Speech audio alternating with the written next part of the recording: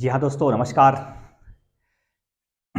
दोस्तों, मैं आज आपके बीच में बजट 2023 और 24 के एक समग्र अध्ययन के रूप में उपस्थित हूँ। दोस्तों, मैं बता दूं कि आज हमारा जो बजट है वो हम सबके लिए चर्चा का विषय बना हुआ है।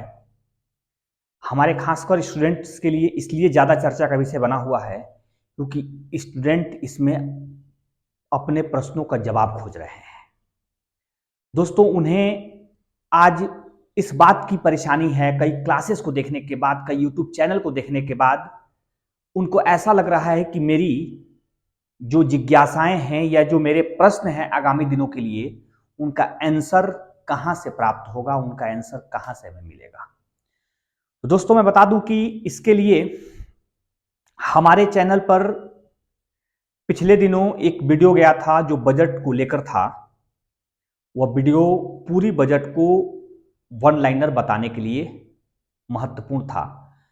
आप शायद उस वीडियो को देखिएगा, आपको लगेगा कि पूरा बजट मुझे समझने का अवसर मिला है। उसका पूरा ऐतिहासिक पृष्ठभूमि और भौगोलिक पृष्ठभूमि आपको समझने का अवसर मिलेगा। दोस्तों, उसका आर्थिक पृष्ठभूमि सबसे महत्वपूर्ण है, जो आपको बेहद आसानी समझने का मौका मिलेगा। और भौगोलिक का मेरा मतलब दोस्तों क्षेत्रीय रूप से, जो विभागीय रूप से जो हमें अवसर दिया गया है बजट के माध्यम से और विकसित देश बनाने के लिए, उससे संबंधित हमारा वो मतलब था जिसे हम भौगोलिक कह रहे हैं। दोस्तों, कहीं ना कहीं मैं आपको बता दूं कि हमारा जो आज का सेक्शन है वह इसी प्रकार से बेहद महत्वपूर्ण है, क्योंकि हम आज उन पहलुओं को छूने जा रहे हैं जो सीधे आपसे प्रश्न बनते हैं। और मैं एक चार्ट बनाया हूं, मेरे पीछे वो चार्ट दिख रहा होगा आपको। वो चार्ट हमें जो प्राप्त हुआ है, जो हमारे लिए जरूरी है, जिस फील्ड से आम आदमी जुड़ा हुआ रहता है, उसे कुछ मिला कि नहीं मिला, इस पर आधारित हमारी वीडियो है। दोस्तों, यह भी मैं बता दूं कि यह वीडियो हमारी सरकार की आलोचना करने के लिए भी है। सरकार मतलब किसी पार्टी से जुड़ा हुआ मैं नहीं बात कर रहा हूं। सरकार मतलब हम सबकी सरकार, देश के 1 अरब 40 करोड़ लोगों की सरकार है ये। और जब कोई सरकार काम करती है तो सबके लिए करती है, इसलिए सभी को बजट में कुछ मिला है कि नहीं, इस विषय पर आधारित आज की वीडियो होगी। और अगर मिला है तो क्या मिला है, अगर वो क्या है तो फिर उससे प्रश्न कैसे बन सकते हैं, इन बातों पर आधारित हमारी आज वीडियो होगी। दोस्तों, इसलिए मैं कह रहा हूं कि आज की क्लास थोड़ी बेहद महत्वपूर्ण है। आप जरूर हमारे क्लास से बने रहिएगा और ले लास्ट अंतिम दौर तक बने रहिएगा। हम आपको विश्वास दिला रहे हैं कि इससे बहुत इंपॉर्टेंट बातें आपको समझ में आएगी। पहले हमने इसको कुछ भागों में बांट रखा है, उसको देख लीजिए। एक दोस्तों, ये शिक्षा है, बहुत महत्वपूर्ण। शिक्षा को मैं पहले स्थान पर रखा हूं। बेरोजगारी के लिए क्या हमें, बेरोजगारी को दूर करने के लिए क्या हमें दिया गया है, इस विषय पर भी आधारित है। महिला एज ए 50% आबादी के तौर पर उन्हें क्या दिया गया है। किसान भाई को लेकर, भारत के किसान बाहुल्य देश है, कृषि प्रधान देश है, फिर उसके लिए क्या है, और हमारे स्वास्थ्य को ध्यान में रखते हुए सरकार कितना चिंता कर रही है, हमारे लिए क्या दे रखी है।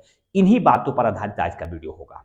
इसमें बहुत सारे प्रश्न जो छुपे हुए हैं उसको मैं बताऊंगा, इसलिए अंतिम समय तक वीडियो पर बने रहिएगा, क्लासेस देखते रहिएगा, ताकि इसमें किसी भी प्रकार की महत्वपूर्ण विषय छूट न जाए। इस बात को लेकर हम आज आपके बीच में उपस्थित है। तो दोस्तों, हमारा पहला जो है वो शिक्षा है। शिक्षा में सरकार ने हमें क्या दिया है। लोग, हम तो इसमें सरकार की बातों को रखे हैं, लेकिन क्या लोगों की उम्मीदों को वो सरकार की योजनाएं पूरी कर रही है कि नहीं, इस पर आपका अध्ययन क्या होना चाहिए, हमें कमेंट करके जरूर से बताइएगा। अगर आपको लगेगा कि इसमें कुछ और सुधार करना चाहिए दोस्तों, तो मैं निश्चित तौर पर सुधार करके आपके बीच में उपस्थित हूंगा, पुनः उपस्थित हूंगा, बार बार उपस्थित हूंगा। लेकिन आपकी जिज्ञासाओं का जो समाधान है वह मैं पूरी तत्परता से खोजने का प्रयास करूंगा। दोस्तों, यहां पहला शिक्षा में क्या है, राष्ट्रीय डिजिटल पुस्तकालय की स्थापना करने की बात की है। दोस्तों, शिक्षा में डिजिटल पुस्तकालय हो, दुनिया डिजिटल होती जा रही है, भारत भी डिजिटल होता जा रहा है, 5G की शुरुआत हमारे देश में हो गई है, तो फिर डिजिटल पुस्तकालय होनी चाहिए। लेकिन फिर ये डिजिटल पुस्तकालय शिक्षा में कितने घरों तक पहुंच पाएगा, कितने गरीब बच्चों तक पहुंच पाएगा, सरकार को इस पर क्या नजरिया रखना होगा, ये जनता के सामने स्पष्ट करनी चाहिए थी। खैर, मैं उम्मीद कर रहा हूं कि सरकार आगे के दिनों में इस पर जरूर से स्पष्ट करेगी कि ये डिजिटल जो पुस्तकालय है वो कैसे काम करेगा। दोस्तों, इसलिए डिजिटल पुस्तकालय पर आपकी नजर रहनी चाहिए। दोस्तों, एक और इसमें कह रहा है दूसरा, डिजिटल और फिजिकल लाइब्रेरी। दोस्तों, पंचायतों में और राज्यों में सरकार की यह मंशा है कि फिजिकल लाइब्रेरी की स्थापना किया जाए। दोस्तों, फिजिकल लाइब्रेरी स्थापित की जाएगी, यह जो है आपके गांव और राज्यों में स्थापित की जाएगी। यह भी शिक्षा के संबंध में एक योजना है जो सरकार स्थापित करने का काम कर रही है। टीचर्स ट्रेनिंग तीसरा है दोस्तों, टीचर्स ट्रेनिंग संस्थान। दोस्तों, यहां संस्थान होना चाहिए।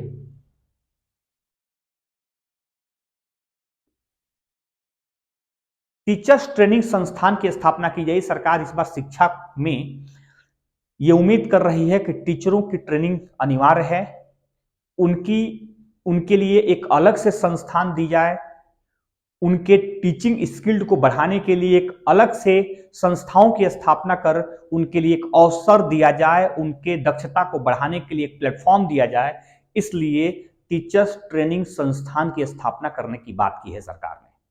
दोस्तों, चौथा क्या कहा है शिक्षा के तौर पर, आदिवासियों के लिए विशेष स्कूल खोले जाएंगे। यह भी है शिक्षा के तौर पर दोस्तों, आदिवासी भाइयों के लिए विशेष स्कूल खोलने की बात की गई है। इसीलिए सरकार ने 15,000 करोड़ रुपया आदिवासियों के लिए विशेष रूप से देने की बात कही है। यह भी इसमें महत्वपूर्ण रोल है दोस्तों। तो फिर आदिवासियों के लिए आज तक 15,000 करोड़ रुपया देने की जो बात की गई है, जिसे हम लास्ट बजट कहेंगे, तो फिर ये आदिवासियों तक कैसे पहुंचाई जाए, क्योंकि बजट को बनाना और इसके इंप्लीमेंट कराना ये दोनों अलग अलग कार्य पद्धति है दोस्तों। अगर बजट जितना बनता हो उतना सही ढंग से इंप्लीमेंट हो जाए, जनता तक पहुंच जाए, तब तो वो अच्छी सरकार मानी जाएगी, वो उस सरकार को बेहतर माना जाएगा, चाहे सरकार किसी की हो।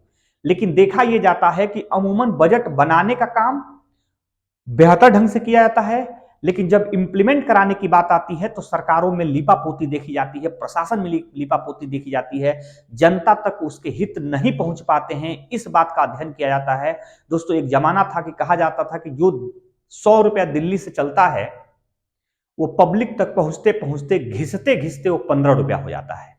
अर्थात बजट बनाया जाता है 100 रुपये का और जनता को लाभ होता है सिर्फ 15 रुपये का। अर्थात वो 85 रुपया दोस्तों कहां जाता है, किसके हाथ में जाता है, क्यों बजट का इंप्लीमेंटेशन करते समय 100 का 100 रुपया नहीं पहुंच पाता है। सरकारों को इस पर भी ध्यान देनी चाहिए, यह भी सरकारों के लिए बेहद इंपॉर्टेंट है दोस्तों। पांचवा क्या कह रहा है, ये इंपॉर्टेंट है, आपके परीक्षाओं के दृष्टिकोण से पूछ सकता है। 14 नए एकलव्य मॉडल स्कूल स्थापित करने की बात की गई है दोस्तों। ये ज्यादा इंपॉर्टेंट है, इसको आप नोट कर लीजिएगा।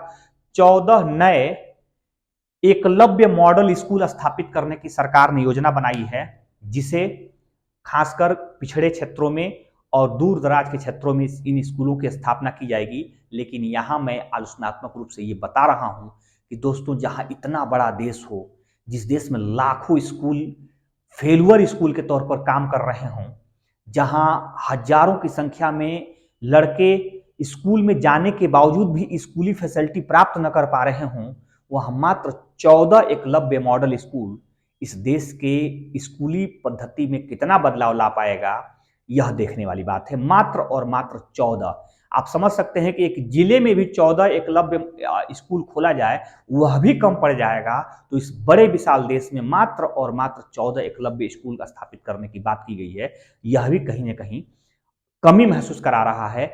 यह भी एक तरह से सरकार की मंशा को, भले सरकार ने शुरुआत किया है, इसके लिए उसको बधाई की, सरकार ने इस प्रकार के स्कूलों की शुरुआत कर दिया है, लेकिन इसकी संख्या बढ़ाई जानी चाहिए, इसकी संख्या को अधिक मात्रा में की जानी चाहिए। दोस्तों, ये शिक्षा से जुड़ा हुआ विषय था। अब हम आते हैं बेरोजगार पर। दोस्तों, बेरोजगार हम सब लोग एक तरह से बेरोजगारों की श्रेणी में खड़े हैं। आज के प्राइवेट कोचिंग से लेकर स्कूल तक के जो शिक्षक गण हैं वह एक बेरोजगारों की श्रेणी में माने जाते हैं, क्योंकि उनके पास अस्थाई नौकरी नहीं है, संगठित नौकरी नहीं है, उनके शिक्षा के बराबर उनके अनुकूल नौकरी नहीं है। तो कहीं ना कहीं वह एक तरह से कहीं कहीं अदृश्य बेरोजगारी के शिकार दिखते हैं, तो कहीं जो है कि शिक्षित बेरोजगारी के शिकार दिखते हैं। फिर हम सब जैसे बहुत सारे लोग हैं जो रोजगार पाने की लालसा रखे हुए हैं, उनके लिए क्या है, जैसा कि आपको यहां मैं बता दूं कि बेरोजगारी का एक डाटा दे दूं जो शायद आपके लिए बहुत इंपॉर्टेंट होगा। CMIE जो एक संस्था है दोस्तों, उसने भारत में बेरोजगारी के आकलन को करते हुए बताया है कि भारत में 7.1% बेरोजगारी है। दोस्तों कितना बेरोजगारी है? 7.1% बेरोजगारी है। और इस बेरोजगारी के अंतर्गत शहरों में ज्यादा और गांवों में कम बेरोजगारी है। अर्थात शहरों में 8.6% बेरोजगारी है और गांवों में 6.4% बेरोजगारी है। दोस्तों 7.1% भारत में बेरोजगारी के दर को रखा गया है और इस प्रकार से हम देख पा रहे हैं कि भारत में किस प्रकार से बेरोजगारी है। इसमें बताया गया कि हरियाणा में सबसे ज्यादा बेरोजगारी है। नए रिपोर्ट के अनुसार हरियाणा में सबसे, नए रिपोर्ट और ये भी ध्यान है CMIE जो एक संस्था है उसके रिपोर्ट के अनुसार हरियाणा में सबसे अधिक बेरोजगारी है। दूसरे नंबर पर आपके राजस्थान है जो बेरोजगारी के दर में सबसे आगे है। दोस्तों बिहार में जो बेरोजगारी है वो कम है, वह 19.1% है, जहां हरियाणा में 37% है, राजस्थान में 28% से ऊपर है, बिहार में 19.1% है लगभग बेरोजगारी। वहीं उत्तर प्रदेश में बेरोजगारी की दर बेहद कम बताई गई है इस संस्था द्वारा और उत्तर प्रदेश में बताया गया कि मात्र 4.3% बेरोजगारी है। दोस्तों अब इन बेरोजगारों के लिए या ऐसे बहुत सारे बेरोजगारों के लिए सरकार ने क्या लेकर आई है उसको मैं डाटा वाइज बताया हूं कि कहां से आपको रोजगार मिल सकती है। लेकिन मैं ये भी बता दे रहा हूं कि सरकारी नौकरी की केवल बात नहीं की जा रही है, यहां प्राइवेट सेक्टर में सरकार क्या देने वाली है उस पर आधारित हम एक क्लास ले रहे हैं, जिसमें कहा जा रहा है कि 100 नए योजनाओं की शुरुआत करेगी। बेरोजगारी दूर करने के लिए यह भी एक महत्वपूर्ण रोल हो सकता है, 100 नई योजनाएं। लेकिन मैं इसकी आलोचना करते हुए ये बताने का प्रयास कर रहा हूं कि फिर वो योजना कौन सी है, योजना किस क्षेत्र की होगी, योजनाओं के अंतर्गत क्या क्या स्थापित किए जाएंगे, सरकार को इसके बारे में स्पष्ट करनी चाहिए, यह भी महत्वपूर्ण है। दूसरी है, सरकार का कहना यह है कि 50 नए एयरपोर्ट की स्थापना की जाएगी। दोस्तों एयरपोर्ट शहरों में स्थापित होंगे, निश्चित तौर पर शहरी लोगों के लिए बेरोजगारी के लिए रोजगार के लिए एक अवसर मिलेगी। नए एयरपोर्ट बनने से बहुत सारे रोजगार विकसित होंगे, टेक्निकल हैंड वाले लड़कों के लिए काफी रोजगार की संभावनाएं होंगी। लेकिन ये क्या इंप्लीमेंट कराना एक साल में संभव है कि नहीं, और 50 एयरपोर्ट के माध्यम से बेरोजगारी दूर की जा सकती है कि नहीं, ये भी एक बहुत महत्वपूर्ण है। लेकिन कुछ हद तक बेरोजगारी दूर की जा सकती है, मैं भी इस बात का पक्षधर हूं। दोस्तों अगला है 5G एप्लीकेशन के लिए 100 लैब स्थापित किए जाएंगे। ये भी बेरोजगारी के दृष्टिकोण से एक इंपॉर्टेंट बात कही जा रही है। जो 5G नेटवर्क हमारे देश में शुरू हो रहा है उसकी एप्लीकेशन कैसे तेज गति से काम करे और कहां कहां से उसका नेतृत्व किया जाए, इसके लिए 100 लैब स्थापित करने की बात की गई है देश में। तो यह भी आपको ध्यान रखना होगा, क्वेश्चन पूछा जा सकता है आपसे कि 5G नेटवर्क के एप्लीकेशन की स्थापना हेतु कितने लैब स्थापित करने की बात की गई है। तो दोस्तों 100 लैब स्थापित करने की बात की गई है। चौथा कह रहा है 10,000 करोड़ रुपए जो है कि 10,000 करोड़ रुपए प्रत्येक वर्ष शहरों में निवेश कराए जाएंगे। दोस्तों यह सरकार की मंशा यह कह रही है कि हम शहरों में प्रत्येक वर्ष 10,000 करोड़ रुपए निवेश करेंगे, जिससे शहरी बुनियादी ढांचा तो विकसित होगा ही होगा, शहरों में बेरोजगारी भी दूर होगी। ऐसा मानना है कि शहरों के बुनियादी ढांचे में विकास होंगे, सड़कें बनेंगे, संचार विकसित होंगे, जगह जगह हाईटेक सिटी की स्थापना की जाएगी, स्मार्ट सिटी की स्थापना की जाएगी। उसके लिए ये उसके लिए 10,000 करोड़ रुपया प्रत्येक वर्ष शहरों में निवेश करने की बात सरकार ने की है, ये भी आपको ध्यान रखना होगा। दोस्तों पांचवा क्या कह रहा है, 47 लाख युवाओं को, थोड़ा सा अमाउंट आप संख्या देख लीजिए, 47 लाख युवाओं को 3 वर्ष के लिए स्टाय फंड की स्थापना की जाएगी। दोस्तों स्टाय फंड, हालांकि सरकार कह रही है, मुझे भरोसा नहीं हो रहा है कि ऐसा कर पाएगी। डायरेक्ट बेनिफिट ट्रांसफर होता है ये, जब युवाओं के खाते में सीधे पैसे ट्रांसफर किए जाते हैं सरकार की तरफ से। सरकार ने इस बजट में लेकर यह प्रावधान आई है कि 47 लाख युवाओं को यह सुविधा प्रदान की जाएगी जब सरकार सीधे उनके अकाउंट में ट्रांसफर करेगी अमाउंट। लेकिन यह अमाउंट कितना होगा, किस तरह के युवाओं को देना होगा, कब सरकार इसकी लॉन्चिंग करेगी, इसके बारे में कोई प्रावधान नहीं किया गया है। तो मैं उम्मीद कर रहा हूं कि सरकार जल्दी से स्पष्ट करे कि कैसे लोगों को यह ट्रांसफर होगा और 47 लाख युवाओं में कौन से युवा शामिल होंगे। क्या एजुकेशनल युवा शामिल होंगे या नॉन एजुकेशनल युवा शामिल होंगे, टेक्निकल युवा शामिल होंगे या नॉन टेक्निकल युवा शामिल होंगे, इस पर भी सरकार को कुछ अपनी बात बतानी चाहिए। दोस्तों 50 पर्यटन स्थलों का विकास किया जाएगा। दोस्तों ये काफी इंपॉर्टेंट है। मैं बता दूं कि इसलिए इंपॉर्टेंट है कि एक तो देश पर्यटन को लेकर काफी पिछड़ा हुआ देश रहा है। देश में पर्यटन का बढ़ावा मिलना चाहिए। हम पिछले वीडियो में काफी कुछ इस पे बताए हैं कि दुनिया में सबसे अधिक रोजगार कोई देता है तो पर्यटन क्षेत्र देता है, और हमारा पर्यटन क्षेत्र काफी विकसित क्षेत्र होगा तो हमारे वहां रोजगार भी बढ़ेगी और जो है कि हमारे वहां विदेशी मुद्रा भंडार भी बढ़ेगी। तो दोस्तों इसके लिए दो तरह की एक स्कीम देश सरकार ने शुरू किया है। एक स्कीम है देखो अपना देश। पहला नोट कर लीजिए कि पर्यटन के बढ़ावा के लिए सरकार ने एक स्कीम लाई है जिस स्कीम का नाम है देखो अपना देश। दोस्तों दूसरा स्कीम है इसके लिए vibrant village programme. Vibrant village programme, इसके अंतर्गत गांवों के, जो शहरों के अगल बगल के जो गांव हैं उनमें भी पर्यटन की संभावनाओं को विकसित किया जाएगा। और इसके अंतर्गत जब पर्यटन की संभावनाओं को विकसित कर दिया जाएगा तो शहर और गांव दोनों में पर्यटन का विकास होगा। कोई अगर विदेशी भारत में आएगा देखने के लिए तो भारत की जो बड़ी ग्रामीण इलाके हैं जो काफी पुरानी धरोहर के साथ अभी जीवित हैं, उनको देखने के लिए हमारे विदेशी पर्यटक गांवों तक पहुंचेंगे। इसलिए शहरों के साथ जो पड़ोसी शहरों के गांव होंगे उन गांवों को भी पर्यटन से जोड़ने का काम किया जाएगा।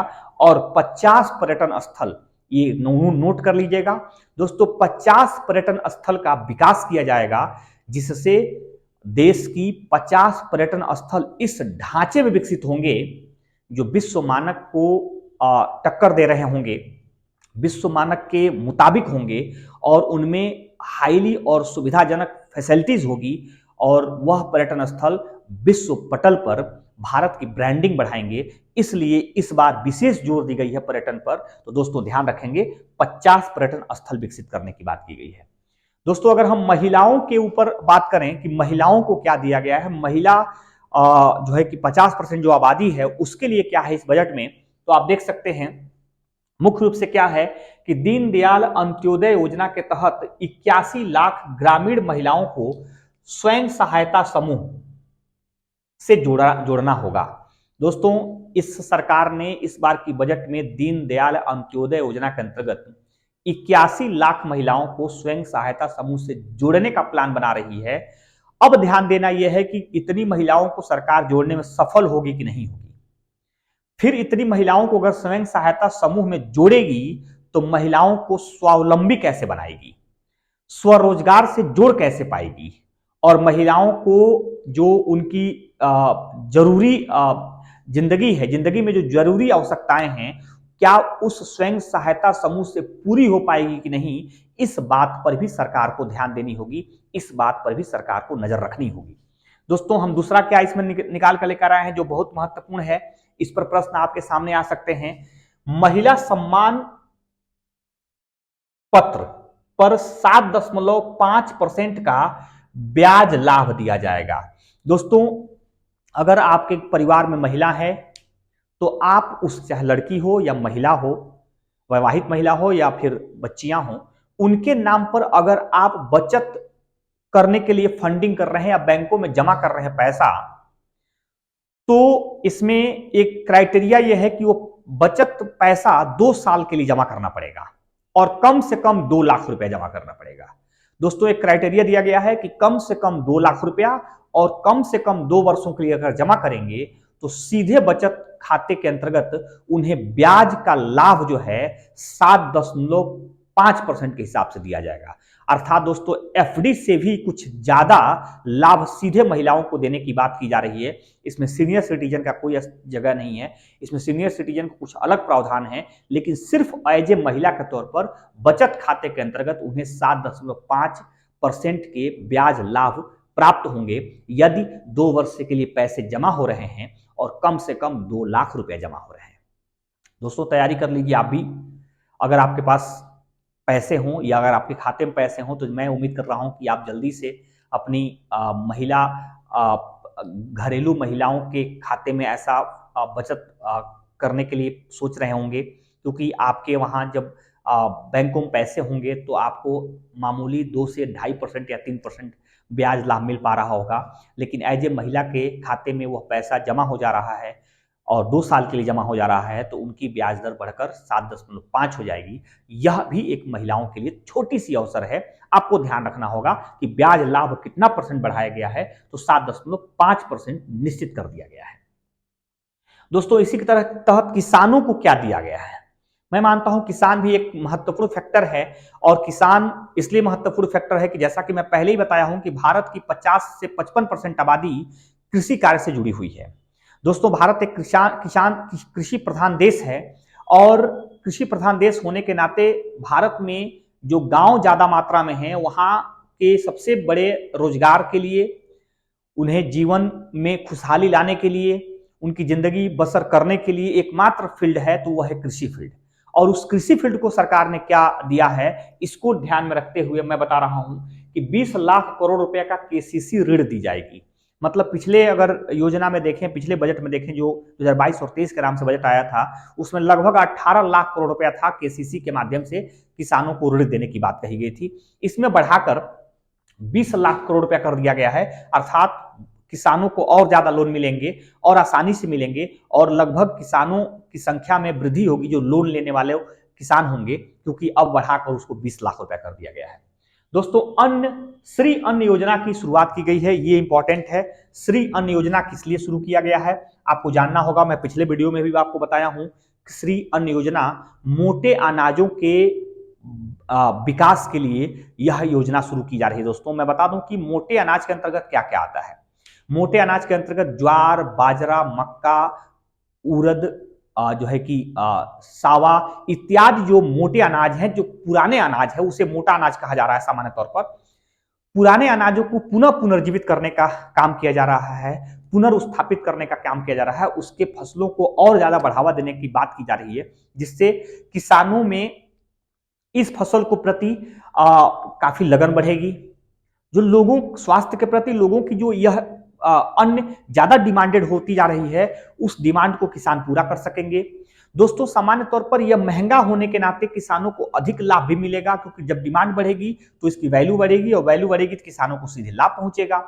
दोस्तों इस प्रकार के मोटे अनाज को बढ़ावा देने के लिए सरकार ने जो योजना लेकर आई है, वह उस योजना को श्री अन्न योजना कहा जा रहा है। यह भी आपको ज्यादा जरूरी है जानना, क्योंकि आप सबको मालूम होगा कि संयुक्त राष्ट्र संघ ने 2023 को मोटा अनाज वर्ष घोषित किया है, और भारत सरकार ने भी इसको ध्यान में रखते हुए मोटे अनाज को बढ़ावा देने के लिए बजट में स्कीम लेकर आई है। यह भी ज्यादा महत्वपूर्ण है। तो कहीं ना कहीं दोस्तों सरकार की मंशा तो है किसानों के फसलों को बदलने के लिए और उन्हें अतिरिक्त लाभ देने के लिए, लेकिन सरकार ने जो 2017-18 में कहा था कि 2022 तक किसानों की आय दोगुनी कर ली जाएगी, इस पर सरकार ने कोई अपनी बात नहीं रखी है कि क्या किसानों की आय दोगुनी हुई कि नहीं हुई। सरकार ने इस पर कही है। दूसरी बात है दोस्तों, लोगों को लग रहा था कि कहीं ना कहीं सरकार जो प्रधानमंत्री किसान सम्मान निधि है, जिसके अंतर्गत हर तीसरे चौथे महीने सरकार 2,000 रुपए किसानों के खाते में डालती है, अर्थात वर्ष में 6,000 रुपए किसानों खाते में डालती है, उसमें वृद्धि करेगी। लेकिन सरकार ऐसा नहीं की, न सरकार का ऐसा कोई रिपोर्ट दिखा इस बजट में। दोस्तों ये भी मैं बता दूं कि स्वामीनाथन ने, जो कृषि वैज्ञानिक हैं, MS स्वामीनाथन साहब ने, उन्होंने कहा था कि हमारी जीडीपी का 5% लगभग खर्च कृषि पर करनी होगी, एक रिपोर्ट बताई थी। जिस रिपोर्ट के आधार पर सरकार ने यह भी नहीं कहा कि हम कितने परसेंट जीडीपी का खर्च करेंगे। फिलहाल ये माना जा रहा है कि सरकार की पिछले बजट से थोड़ी सी बढ़कर बजट है जो कृषि पर दी जा रही है। इसलिए मैं कह सकता हूं कि सरकार थोड़ी सी तो कृषि के प्रति नजरिया जो है कि लचीला रखी है, लेकिन जितनी उम्मीद हम कर रहे हैं या हमारे कृषि वैज्ञानिकों ने जितना कहा है उस तक सरकार अभी पहुंचने के लिए कोई अपनी मंशा जाहिर नहीं की है। तो दोस्तों यह अन्नश्री योजना है जो प्रारंभ की गई। दूसरा है 6,000 करोड़ रुपए का मत्स्य पालन की शुरुआत कराया गया है। दोस्तों 6,000 करोड़ रुपया के माध्यम से मत्स्य पालन विकसित किए जाएंगे। जैसा कि आप सबको मालूम हुआ, केरल के राज्य को द्वारा या तमिलनाडु के राज्यों को मत्स्य पालन के लिए अतिरिक्त बजट देने के लिए लगातार सरकार पर दबाव डाला जा रहा था, क्योंकि उस क्षेत्रों में मत्स्य पालन काफी बड़ा होता है। समुद्री मत्स्य पालन या फिर तालाबी मत्स्य पालन के अंतर्गत वहां किसान अपनी जीविका का एकमात्र साधन मानते हैं। जब मछली का भारी मात्रा में उत्पादन होता है तो उनके इनकम ज्यादा बढ़ जाते हैं। इसलिए केरल और तमिलनाडु राज्यों जैसे तटवर्ती राज्यों में इसकी डिमांड ज्यादा थी कि हमारे लिए फंडिंग दिया जाए ताकि हमारा मत्स्य पालन और विकसित हो सके। तो सरकार ने उनकी बात को सुनते हुए 6,000 करोड़ रुपया मत्स्य पालन के लिए दिया है। और जैसा कि आप सबको मालूम होगा दोस्तों कि मछली उत्पादन में भारत एक अच्छे देशों के में काउंट किया जाता है, समृद्ध देशों में काउंट किया जाता है। लेकिन फिर भी हमारे वहां जितनी मत्स्य पालन की संभावनाएं हैं उतना मत्स्य का पालन नहीं होता है, मछली का पालन नहीं होता है, और हम उतना पर्याप्त मात्रा में निर्यात भी नहीं कर पाते हैं। इसी को ध्यान में रखते हुए सरकार ने अलग से मत्स्य विभाग की स्थापना किया है, मत्स्य मंत्रालय की स्थापना किया है, उसके लिए अतिरिक्त फंडिंग दी है जिससे हमारा मत्स्य पालन और बढ़ सके और हमारे मछली के डिमांड को दुनिया में जो है उसकी पूर्ति की जा सके, अर्थात अपने निर्यात को बढ़ावा दे सके हम। यह सामान्य तौर पर किसानों से संबंधित था। अब दोस्तों एक स्वास्थ्य से संबंधित विषय है जो अंतिम विषय मेरा है, और जरा देख लीजिए कि सरकार ने स्वास्थ्य को ध्यान में रखते हुए क्या प्रारंभ किया है, क्या उसकी मंशा है, किस तरह के काम इसमें इस बजट में प्रारंभ करने की बात की है। तो दोस्तों एनीमिया मुक्त बनाने की बात की गई है सरकार की तरफ से, देश को एनीमिया मुक्त बनाने की बात की गई है। आप सबको मालूम होगा कि भारत के खासकर जनजातीय बेल्ट में एनीमिया बीमारी एक बड़ी बीमारी है जिसके वजह से ब्लड सर्कुलेशन धीमे हो जाते हैं, ब्लड में हेमोग्लोबिन की मात्रा घटने लगती है जिससे जीवन आयु कम हो जाती है, स्वास्थ्य उनका खराब रहता है। इसी को ध्यान में रखते हुए सरकार ने इस बजट में एनीमिया मुक्त करने के लिए एक स्कीम लाई है और कुछ फंडिंग जुटाई है जिसके माध्यम से एनीमिया मुक्त भारत बनाने के लिए एक पहल शुरू की गई है इस बजट में। दोस्तों अगला है नए नर्सिंग कॉलेज की स्थापना की जाएगी। दोस्तों जैसा कि आपको पता होगा कि सरकार ने पिछली बार मेडिकल कॉलेज की स्थापना के तरफ जोर ज्यादा दिया था, इस बार नर्सिंग कॉलेज की स्थापना की तरफ जोर ज्यादा दी जा रही है। मेडिकल कॉलेज के चारों तरफ या दूर दराज के इलाके में नर्सिंग कॉलेज स्थापित की जाएगी। सरकार की ऐसी मंशा है जिससे स्वास्थ्य को बढ़ावा दिया जा सकेगा और गरीबों के लिए उनके दरवाजे तक स्वास्थ्य की सुविधाएं विकसित की जा सकती है।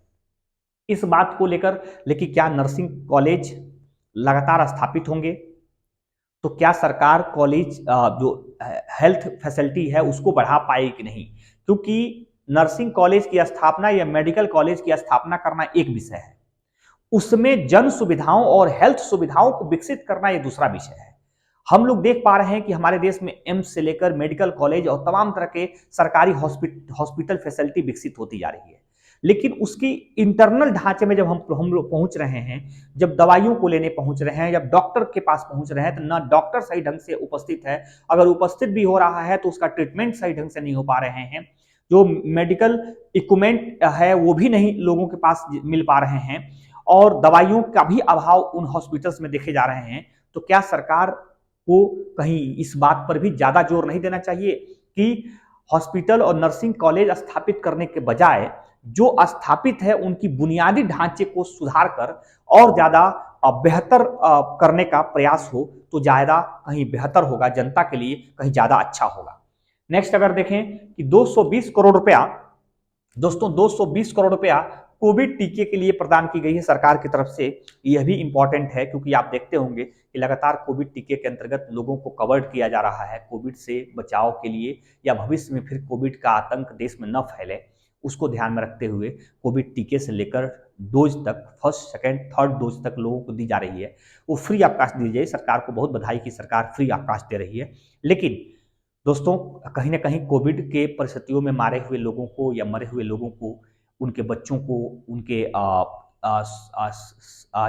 सहयोगियों को सरकार क्या दे रही है, इस पर भी सरकार को विचार करना चाहिए। दोस्तों, मैं जो पिछला वीडियो बनाया था, आप देखे होंगे मेरा पिछला वीडियो में मैंने कुछ विभागों को कितनी कितनी पैसे मिले हुए हैं उसको मैंने दर्शाया था। लेकिन एक छोटी सी मिस्टेक हो गई थी। मैं इस वीडियो के माध्यम से, इस क्लास के माध्यम से आपको सुधारने का प्रयास कर रहा हूं, उसको सुधारने का प्रयास कर रहा हूं। क्या है वो? पहले तो मैंने लिखा सही था, मेरे जो स्पीच दिए जा रहे थे या जब मैं बोल रहा था उस समय थोड़ी सी त्रुटि क्या हो गई, मैं बता रहा हूं क्या त्रुटि हुई थी। आप जब पिछला वीडियो देखेंगे तो स्वास्थ्य पर मैंने जो खर्च बचाया था स्वास्थ्य पर, वह 89,155 करोड़ रुपया है। 89,155 जो है कि 89,000 करोड़ रुपया है दोस्तों, लगभग 89,000 करोड़ रुपया का समथिंग यह जो है कि पैसे थे। मैंने गलती से 89 लाख करोड़ रुपया कह दिया है, इसको भी थोड़ा सुधार लीजिएगा दोस्तों। दूसरा, हमने प्रधानमंत्री आवास योजना के अंतर्गत जो अमाउंट बताया था वह है 79,000 करोड़ रुपया समथिंग। और दोस्तों 79,000 करोड़ रुपया का हमने 79 लाख करोड़ रुपया कह दिया था, जबकि लिखा सही था, सिर्फ बोलने में थोड़ी सी मिस्टेक हुई थी, उसको भी आप सुधार सकते हैं, हुई थी खैर सुधार सकते हैं। दोस्तों, ये वीडियो आपके लिए बेहद महत्वपूर्ण है और हम उम्मीद कर रहे हैं कि आप इस वीडियो को गहनता से देख पा रहे होंगे और बहुत सारी समस्याएं आपके सॉल्व होती हुई नजर आ रही होंगी। आप हमारे चैनल को अगर सब्सक्राइब कर चुके होंगे तब आप हमारे वीडियो को लाइक करके अपने दोस्तों को भेज दीजिए। अगर हमारे नए व्यूअर्स होंगे तो हमारे चैनल को सब्सक्राइब कर लिए। दोस्तों, इसी तरह की महत्वपूर्ण वीडियो आप तक पहुंचती रहेगी और लगातार पहुंचती रहेगी। हमारा जो क्रम चल रहा है ज्योग्राफी और पॉलिटी का, वह अगले वीडियो से जारी रहेगा, क्योंकि बजट पर यह अंतिम क्लास होगी। अगर आपके द्वारा कुछ सुझाए जा रहे हैं मुझे कमेंट करके, तो हम उस सुझाव पर ध्यान देंगे और कुछ और भी वीडियो हम बजट पर बना सकते हैं। लेकिन दोस्तों, हमारी जो सब्जेक्ट वाइज क्लासेस हैं वो लगातार चलती रहेंगी। आपको पूरा वीडियो देखने के लिए बहुत बहुत धन्यवाद। Thank you.